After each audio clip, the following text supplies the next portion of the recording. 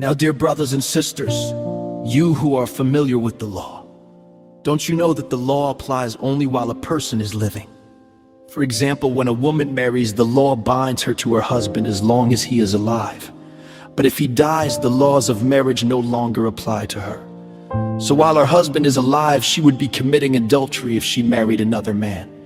But if her husband dies, she is free from that law and does not commit adultery when she remarries. So my dear brothers and sisters, this is the point.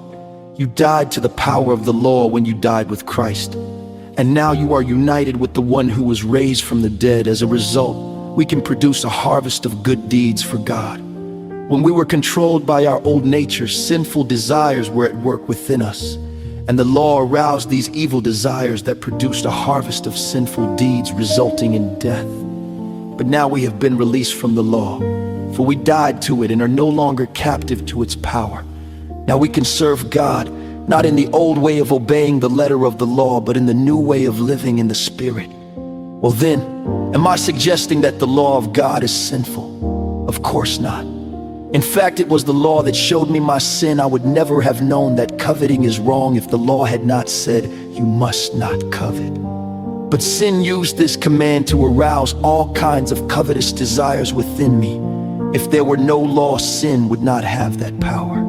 At one time I lived without understanding the law, but when I learned the command not to covet, for instance, the power of sin came to life and I died.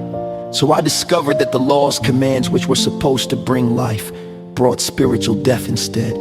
Sin took advantage of those commands and deceived me. It used the commands to kill me. But still, the law itself is holy, and its commands are holy and right and good. But how can that be? Did the law, which is good, cause my death? Of course not. Sin used what was good to bring about my condemnation to death. So we can see how terrible sin really is. It uses God's good commands for its own evil purposes. So the trouble is not with the law, for it is spiritual and good. The trouble is with me, for I am all too human, a slave to sin. I don't really understand myself, for I want to do what is right, but I don't do it. Instead, I do what I hate. But if I know that what I'm doing is wrong, this shows that I agree that the law is good. So I am not the one doing wrong. It is sin living in me that does it. And I know that nothing good lives in me. That is, in my sinful nature, I want to do what is right, but I can't. I want to do what is good, but I don't. I don't want to do what is wrong, but I do it anyway. But if I do what I don't want to do, I am not really the one doing wrong. It is sin living in me that does it.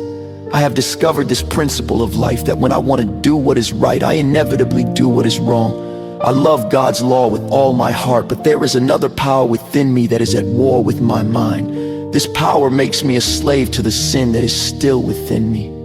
Oh, what a miserable person I am. Who will free me from this life that is dominated by sin and death? Thank God. The answer is in Jesus Christ our Lord. So you see how it is. In my mind, I really want to obey God's law, but because of my sinful nature, I am a slave to sin.